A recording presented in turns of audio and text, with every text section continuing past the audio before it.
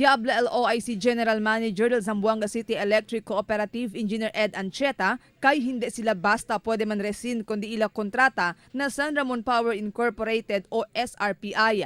Asugon kun Ancheta ay tene mga legal impediment si ay man resin sila kun el mentionaw kontrata. Iposible ay enfrenta sila kaso de breach of contract.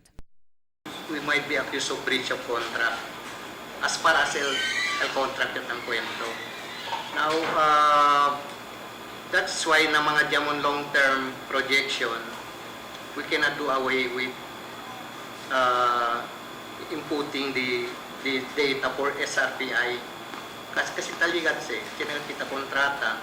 So, sitan plan niya kami long-term, tapunes entrada di ila. Pero amedyante kon este, abla si Ancheta, kaya man de sila kundi ila legal counsel para man review kon el kontrata. Ta espera pa sigun sila si cos el opinion del di ila abogaw sobre kon el asunto si debia ba man resin kon el kontrata y si posible ba este. Certain period of time to review or revisit the kontrata and look for other alternatives. So, yan kuang chemical, yan endorsed chemical kung Attorney Esguera.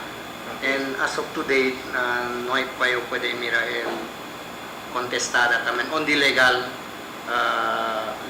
aspect ko sa el opinion di Attorney Esguera. Mientras tanto, suporta también el congresista del Distrito 1, Celso Lobregat, con el COSAT hace ahora el oficiales del SAMCELCO para mandaman review con el kontrata. Tiene también opinión si Lobregat sobre con el asunto. You just cannot say, rescind the contract.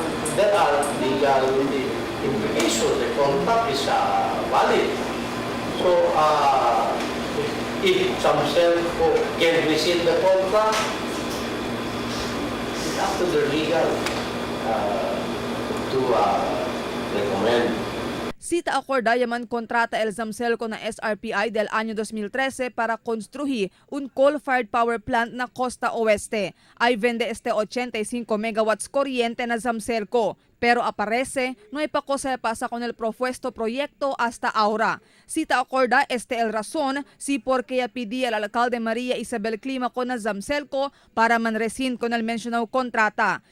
Para podía según entra kontrata el SAMCELCO na otro mga power provider que ta vende mas barato kuryente.